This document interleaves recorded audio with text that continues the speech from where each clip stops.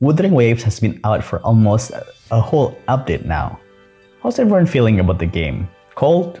Lukewarm? Hot? Has you become a big, die-hard fan?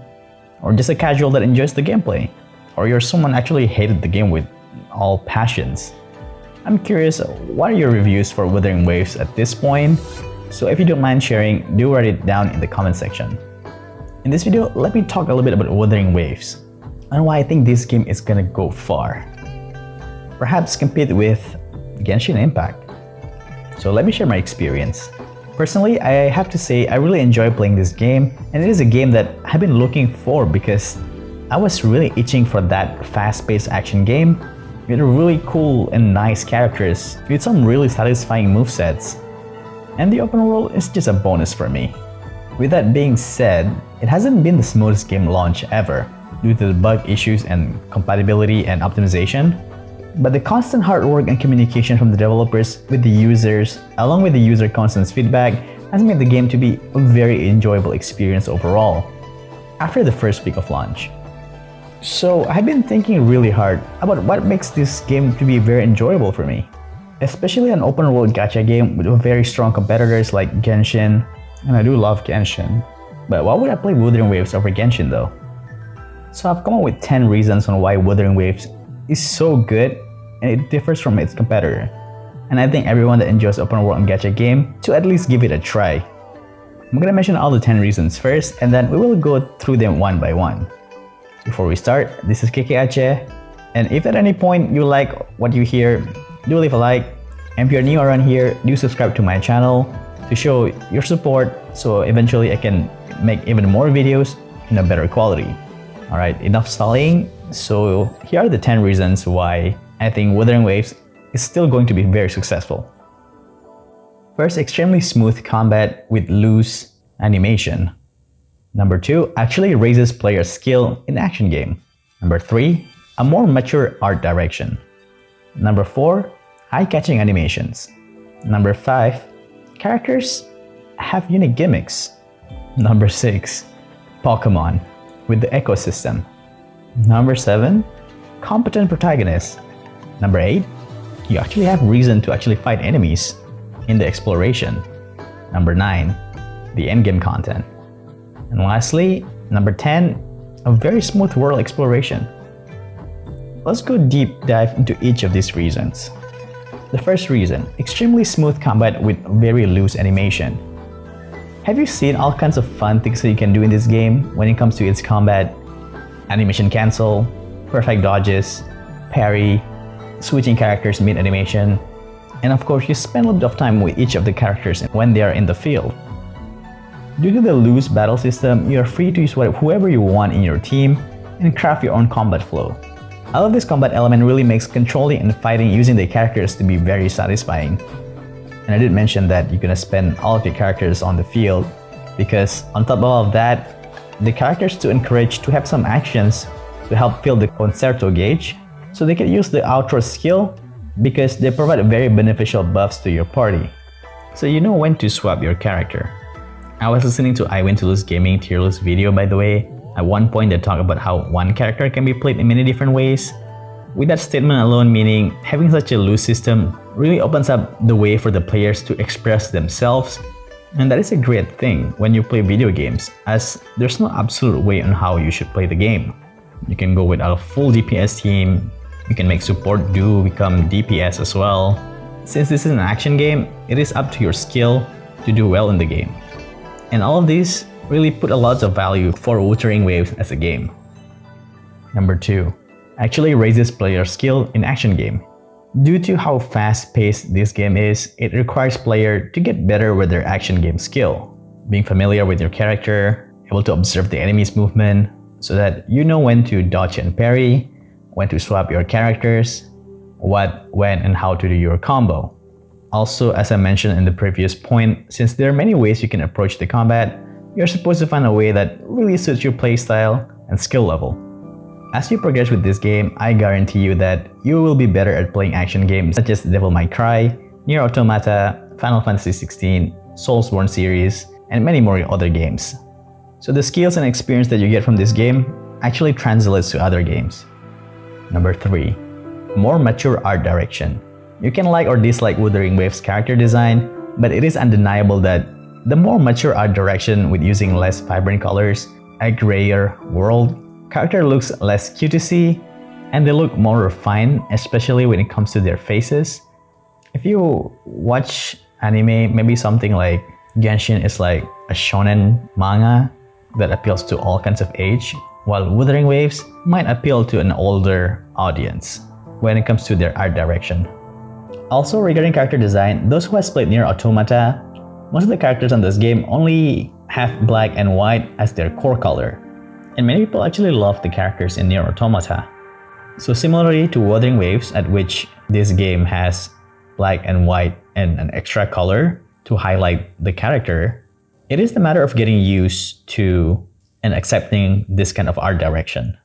Because if characters from Nier Automata can be popular, why can't characters from Wuthering Waves be popular as well? I personally think that this particular art direction is not well accepted by the players because it is compared to its competitor Genshin art direction, which is more widely accepted and accommodating for casual/mainstream players. The fourth reason, eye-catching animation. This is one thing I extremely appreciate from the game.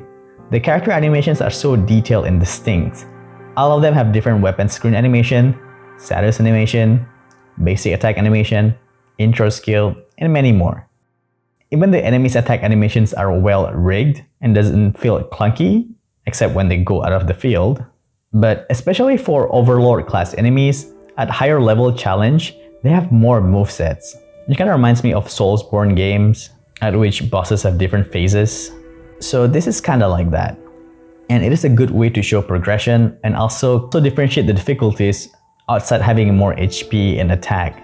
So I'm really looking forward to see more future character animations and enemies animations. We hope to see some really nice stuff from Jue. And number 5, characters have unique gimmicks. Another thing that really distinguishes each character is that all of them have unique gimmicks in form of the Forte circuit.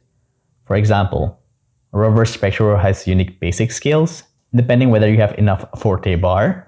Sanhua kinda plays a rhythm game during combat. Shishia has a trigger happy when her gauge is full. Jian has 2 different ultimate activation, depending whether you have enough Forte gauge. Jiaxin has an enhanced charge attack that acts as a crowd control, and so on, with all other characters have their own gimmicks. Because of this, it feels like there's more than just using skills and ultimate and then swap kind of playstyle, like Genshin does. Don't get me wrong though, this kind of playstyle is still pretty valid even in Wuthering Waves. However, the fact that you actually see these characters present in the field for more than just a second, and actually doing stuff, it feels satisfying. Which I personally really value since I had to do a lot of things in order to get these characters. So it is only natural that I get to play them a lot longer. The 6th reason, ecosystem. Should I call it a Pokemon system? Implementing the ecosystem is such a good move from the developers. It is a different take on the classic artifact system from Genshin. Even though people can say that the ecosystem is quite a chore to farm, but those are for the hardcore player who like to max min their character. But as casuals, it is such a nice change of pace because the enemies will become a part of your movesets as well. So it's pretty much Pokemon mode. It gives the incentives to collect them all and also find your favorite enemies to be used as part of your moveset.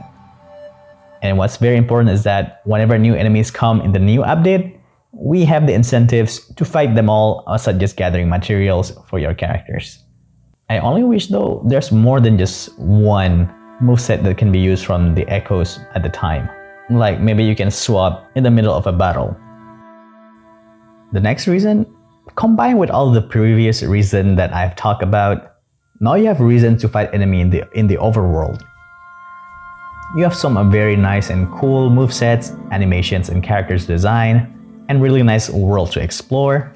Now you actually have reason to actually constantly fighting enemies in the overworld and to actually enjoy the combat more, since these enemies will contribute towards upgrading your echo and makes your character stronger. If you want to be efficient, you can use the reducing world level to farm the echoes. But if you just want to have fun with the combat beating up enemies while also improving your skill and also getting some echoes, there's no need to reduce your world level. In a sense, it can be some kind of a de-stress session as well, because I personally enjoy just beating up the enemies and seeing the cool character animation, and I feel better after having a bad day. We actually have a playable, functional protagonist. This is always one of my biggest problems when it comes to many gacha games, if the protagonist actually relevant when it comes to combat at all. I hate it if I play a game and I barely ever control the main character. It makes them to be less special, honestly. They're just there as a narrative device. Which is why one of my biggest gripe with Genshin is that the Traveler feels really bad to use and their kit is actually very underwhelming, except probably for Dendro in Geo Travelers. Which is why I really appreciate FGO, for example, that allows us to have unique playable character for free, Mash Kyria Light. She's one of the protagonists, and also Trailblazer from Honkai Star Rail, which a lot of their paths are kinda okay. All of their paths are good enough to be used and stays relevant in the game. Especially right now, the Harmony Trailblazer is a key character that allows you to play a new playstyle. Upon seeing and experiencing how fun and actually playable Rover is, I feel more motivated to actually keep playing the game, and makes me really looking forward to see the next element that Rover will unlock. I wish though he also changes weapon when changing elements, not just sticking with sword. That way, it feels more unique, maybe perhaps in the future. Number 9. Wuthering Waves started strong with how they have added 3 different types of endgame content. The first one being the classic Abyss format, with defeating enemies as soon as possible with different teams. Classic, and I'm not a big fan of it because I hate time-based challenge. While the other one is more a roguelike, a progression system. You probably will be more familiar if I say it's pretty much the simulated universe from Honkai Star Rail, but it is designed with action gameplay in mind. This in-game mode changes every new update. And lastly, the boss challenge. This is a permanent in-game mode that really tests your action game skill, and this is how you mostly will improve your overall skill. I would assume every few new updates you will get a new boss to challenge. So, with 3 endgame contents, there's a lot to do in Wuthering Waves every update. On top of exploration, farming materials, killing enemies for echoes, events, you will spend so many hours playing this game. And the last reason, the smoother world exploration. One thing I really appreciate about Wuthering Waves exploration is that they have infinite stamina when you sprint freely while not in combat. Since exploration in Genshin can be quite a slog with how we need to manage the stamina, and ended up relying on characters that can just zip zapping on the field. Additionally, the wall run really saves a lot of time in dealing with vertical exploration, even though sometimes you get stuck at the weirdest of spot. But that can be optimized further when the game found more future success. Due to how fast-paced the exploration feels, I actually have a good time just try to look around, finding treasures, and looking for all of the puzzles. Well, that's all 10 reasons why I think Wuthering Waves will continue to be successful. But there's one more very important reason. That reason being, despite all the issues during the launch, the developers continuously communicate with the users, identifying and resolving the issues, and providing compensation accordingly. Not many developers do something like this these days. So I can say that in the eyes of the most users, Kura Games developers are seen in high regards. However, especially Genshin devs could learn a thing or two, since they tend to come across as tone deaf when it comes to listening to the users' demand and concern. Anyway, that's all the reason why I think Wuthering Waves will continue to stay relevant for a long time.